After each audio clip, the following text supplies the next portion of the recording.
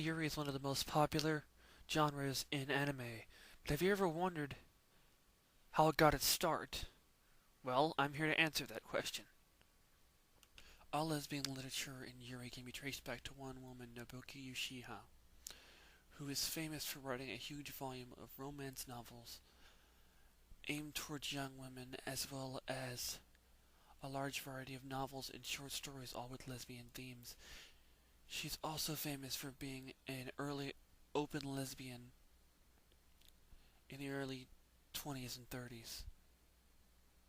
Because of this, she was a huge inspiration to later generations and later lesbians in Japanese culture who created what we now know as Yuri anime and manga. Yuri and anime began with the first Yuri manga, The Couple of the White Room, in 1971.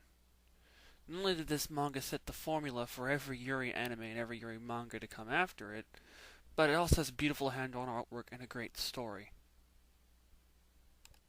Although at the time groundbreaking, the plot for Our Couple of the White Room is very generic by today's standards. But what it did well is be very groundbreaking in setting the formula for your standard Yuri. You take a gender-specific environment like an all-girls Catholic school. You throw in a sweet and gentle female protagonist and a overly tomboyish secondary protagonist.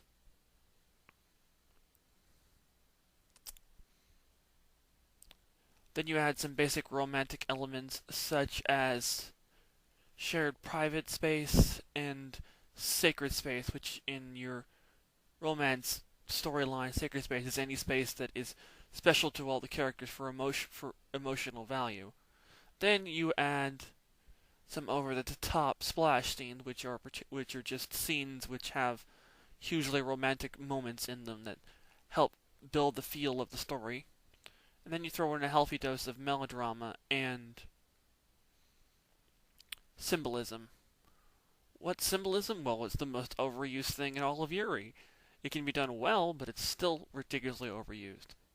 Some examples of symbolism are the seashell in Kamizuki no Miko, the green hair ribbon, and the pink hair ribbon, and the yellow scarf from Strawberry Panic, all the different kinds of roses, and the swords from Utena, and the most recent example, the twin pearl earrings from Candy Boy. In 1978, the next landmark Yuri manga came out, Claudine, which besides having an awesome plot, started what is now called the female Bishonen style, which is the style of anime art in which female characters are given very masculine appearances. This is inspired by the Takazuka Review, which is a famous all-female acting group which has been going on in Takazuka, Japan since 1930 in one form or another.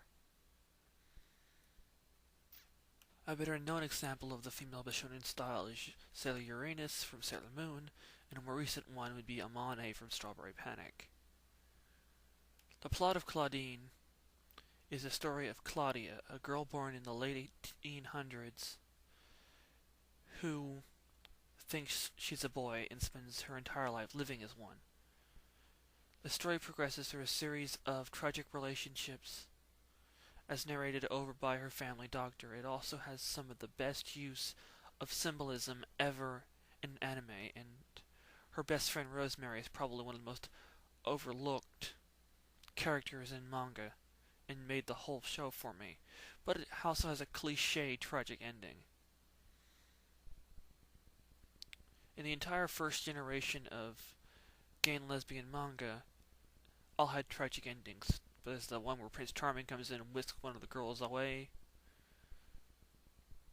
There's the one where they're separated by graduation. They both go off to different colleges and never speak to each other again. But by far, the most common one was death. Usually double suicide or accidental death of one of the main protagonists that the relationship ends tragically for lots of drama. Hen from 1988 is by far the best manga I've ever read and the last of the landmark Yuri mangas. Hen follows the story of a teenage runaway that sleeps with guys just to have a place to stay. And it's had said so much it all becomes meaningless. But her life suddenly begins to change when she starts to fall in love with another girl. Just a simple, ordinary, plain and naive high school girl. I simply can't say enough good things about this manga. It was 96 chapters long, and it was so damn good I had to sit and read the whole thing in one sitting. And it delayed the making of this video. If I have to say anything bad, it'd probably be that Hen is a little bit too erotic, especially in the first few chapters. Some of the things that Hen can be notable for is that it features the first girl nosebleed scene in anime ever. It's also notable for being the first Yuri manga ever to have a happy ending with the main couple getting together. A modern-day equivalent to Hen would be the anime 9, with its down-to-earth storytelling yet tragic style. With the printing of the last Hen book in 1992, the history of Yuri's first-generation manga came to an end. The first-generation Yuri manga were known as the 24-year age. The 24-year age was when women first started to write Yuri and Shoujo manga, as well as shoujo manga. This is now a tradition, and all Yuri manga and Yuri anime after Hen were all considered to be in the post-24 age. It was in the post-24-year age when Yuri went from print to screen or manga to anime and became accepted as a mainstream genre. In my next video, I'll explore the different series, characters, and landmark changes that brought Yuri into the spotlight it's in today. Well, that's it for the history of Yuri anime Part 1. Please stay tuned for Part 2. If you're interested in reading any of the manga mentioned in this video, a link to them on mangafox.com will be posted in the info box.